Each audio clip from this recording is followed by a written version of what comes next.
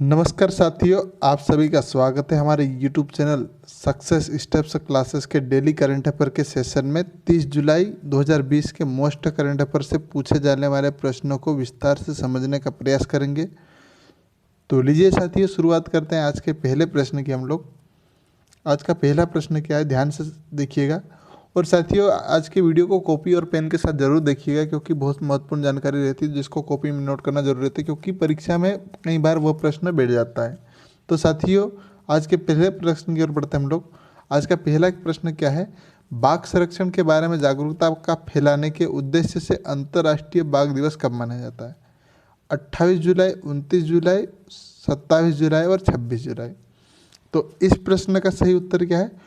29 जुलाई को बाघ संरक्षण के बारे में जागरूकता फैलाने के लिए अंतर्राष्ट्रीय बाघ दिवस मनाया जाता है। डिटेल में हम लोग चर्चा करते हैं। तो देखिए, अंतर्राष्ट्रीय बता चुका मैं, 29 जुलाई को मनाया जाता है। और इस दिन को 2010 के सेंट पीटर्सबर्ग टाइगर समिट के दौरान अपनाया गया। 2010 से अपनाया गया, इस दिवस को मनाने लगा। और इस समिट में टाइगर रेंज देशों की सरकारों में प्रमुख वर्ष 2022 तक बाघों की आबादी को दुगना करना, जैसे आज जितना है उससे दुगना करने का संकल्प लिया गया। भारत ने ये लक्ष्य 4 वर्ष पहले अर्थात 2018 में ही हासिल कर लिया। देखिए, 2012 में विश्व भर में था, लेकिन जो भारत का टारगेट था वह 4 वर्ष पहले यानी 2018 में ही हासिल कर लिया।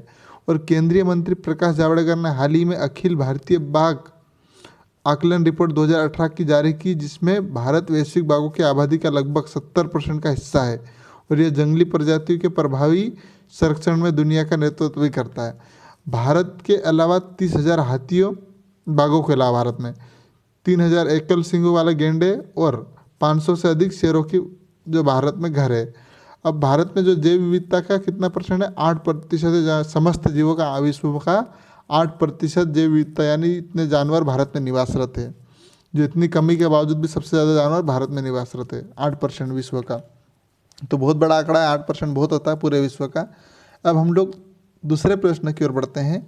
आज का दूसरा प्रश्न क्या है, किस देश के पूर्व प्रधानमंत्री नजीब रजाक को अदालत ने, वहाँ की जो अदालत है उसने 12 वर्ष की सज़ा सुनाई है? मलेशिया, इंडोनेशिया, थाईलैंड और म्यांमार। तो इस प्रश्न का सही उत्तर है ऑप्शन ए, मलेशिया। मलेशिया के पूर्व प्रधानमंत्री नजीब रजाक को वहाँ की अदालत ने 12 वर्ष की सज़ा सुनाई गई है। अब किस मामले में सुनाई है, इनका चित्र देख सकते हैं, यही है नजीब रजाक। डिटेल में हम लोग और चर्चा करते हैं। तो देखिए, ये अदालत को 12 साल की सज़ा सुना दी गई है। उन्हें estate investment fund and multi billion dollar की लूट से जुड़े अपराधों का दोषी पाए गई सुनाई गई। ये इनके जो मल्टी फंड की मल्टी बिलियन डॉलर, इस लूट से अपराध का दोषी माना गया है। और इस कारण 2 साल पहले इनकी सरकार भी गिर चुकी है। और नजीब रजाक को जो सज़ा पाने वाले पहले मलेशिया नेता भी है। तो ये पहले प्रधानमंत्री है जिनको ये सज़ा मिल चुकी, जो भी नेता भी है।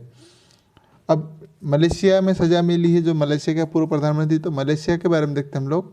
तो देखिए, मलेशिया की राजधानी क्या है? कुआलालंपुर।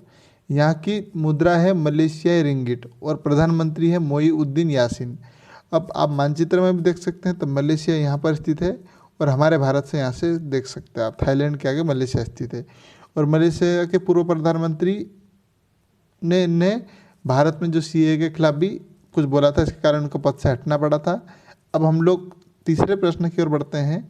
तो विश्व स्वास्थ्य संगठन द्वारा विश्व भर में हेपेटाइटिस दिवस कब मनाया जाता है? 28 जुलाई, 29 जुलाई, 27 जुलाई और 26 जुलाई।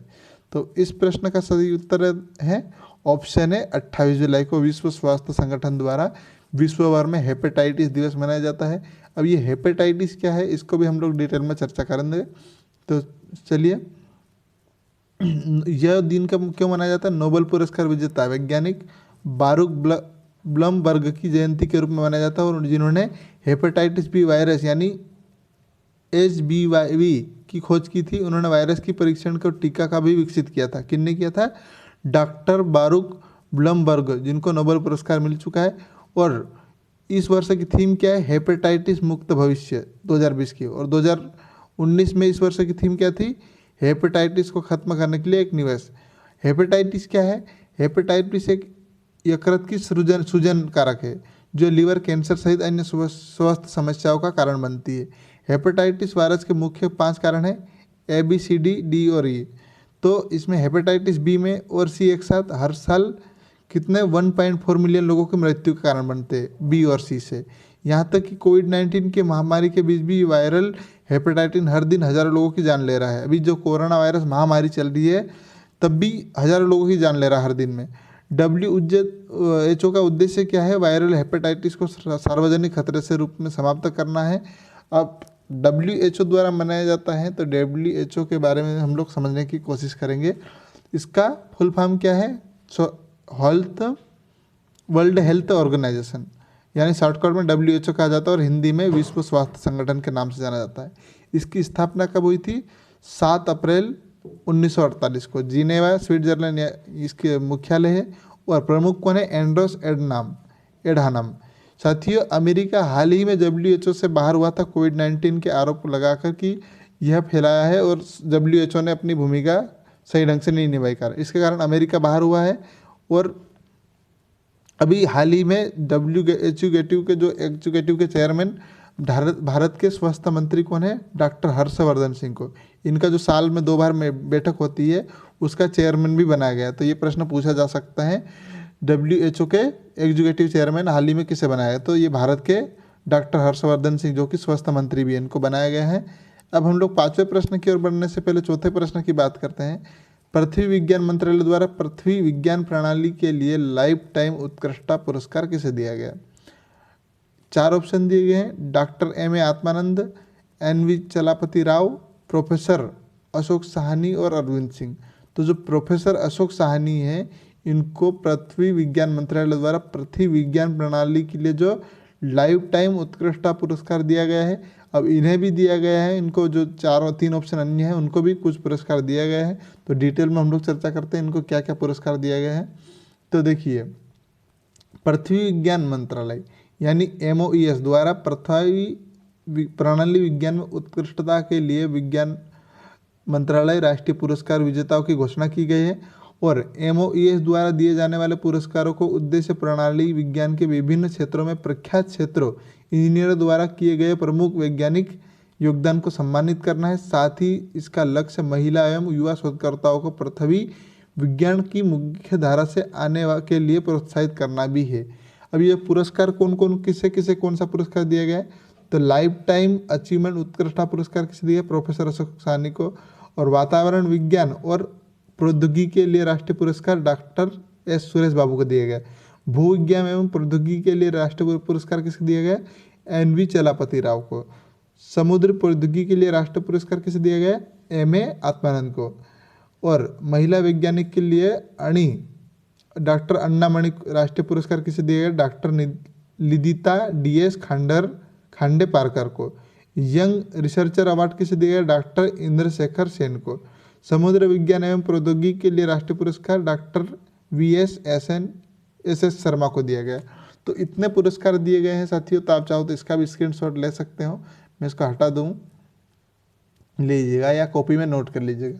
अब हम लोग अगले प्रश्न की ओर बढ़ते हैं। आज के 5वें प्रश्न की, निम्न में से किसने premier leagues golden boot football award जीता है? जेरमी वर्डी, सुनील छेत्री, बाईसिंग भूटिया और लियोनेल मेसी।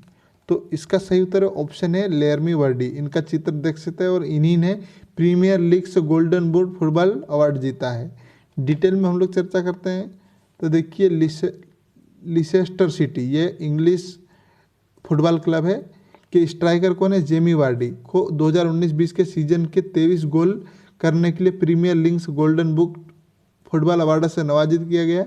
और उन्होंने आर्सेनल स्ट्राइक पीरे एमरिक अम्बामेयांग 22 गोल थे इनके।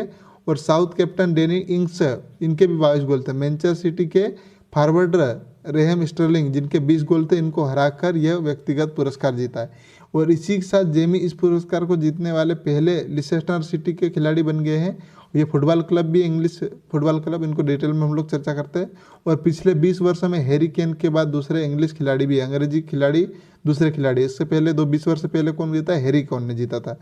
मैनचेस्टर सिटी के ब्राजील के विकेट कीपर एंडरसन ने बर्नार्डो को निक पोप के पुरस्कार के लिए नॉर्विच सिटी के खिलाफ सीजन की अपनी 16वीं क्लीन शीट शॉट के लिए गोल्डन ग्लोव पुरस्कार भी जीता है। तो इतनी जानकारी हो गई। अब लिसेस्टर सिटी के बारे में देखते हैं हम लोग, तो ये क्या है।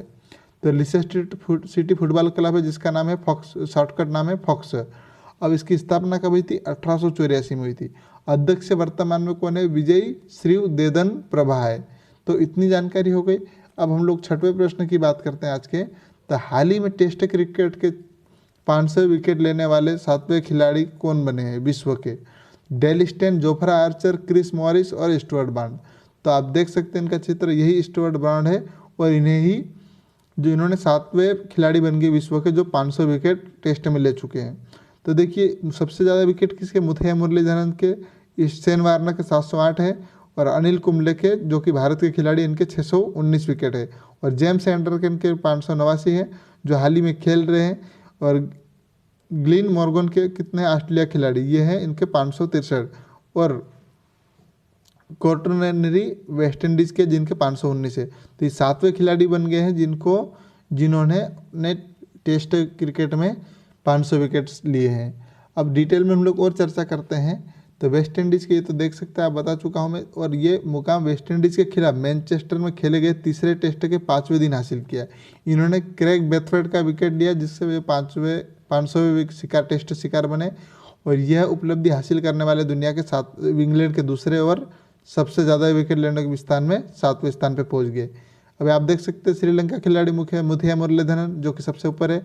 इसके बाद अन्य खिलाड़ी शेन वार्नर जो कि ऑस्ट्रेलिया के, भारत के कौन है, अनिल कुंबले, एंडरसन जो कि इंग्लैंड के खिलाड़ी हैं इनसे पहले, और ग्लेन मैक्सवेल ऑस्ट्रेलिया के खिलाड़ी, और इसके साथ कोर्टनी वाल्स जो कि वेस्ट इंडीज़ के खिलाड़ी है। तो इतनी जानकारी हो गई। अब ये ब्रिटेन के निवासी है, इंग्लैंड के सॉरी, तो ये इंग्लैंड ब्रिटेन में आता है, इसको डिटेल में हम लोग चर्चा करते हैं। तो इंग्लैंड ये आप देख सकते हैं द्वीपीय देश है और इंग्लैंड और वेल्स से मिलकर निर्माण करते हैं ब्रिटेन का। और इसके बाद स्कॉटलैंड मिलने से ग्रेट ब्रिटेन का निर्माण होता है। और उत्तरी आयरलैंड, ये 4 मिलकर यूनाइटेड किंगडम का निर्माण करते हैं। और यूनाइटेड किंगडम के प्रधानमंत्री कौन है, बोरिस जॉनसन। यहाँ पर लंदन राजधानी है, पाउंड स्टर्लिंग यहाँ की मुद्रा है। और रानी कौन है, एलिजाबेथ द्वितीय, क्योंकि ये रानी का शासन है इसके कारण ये 4 देश इनके अंतर्गत आते हैं और इसको यूनाइटेड किंगडम या ब्रिटेन के नाम से जाना जाता है, आप देख सकते हैं। तो साथियों वीडियो को यहीं समाप्त करते हैं। धन्यवाद। जय हिंद, जय भारत। वीडियो पसंद आया तो लाइक और शेयर जरूर करें। और साथियों आपसे एक और निवेदन है, इस यूट्यूब चैनल पर आप नए हो तो इस चैनल को सब्सक्राइब जरूर करिएगा। धन्यवाद।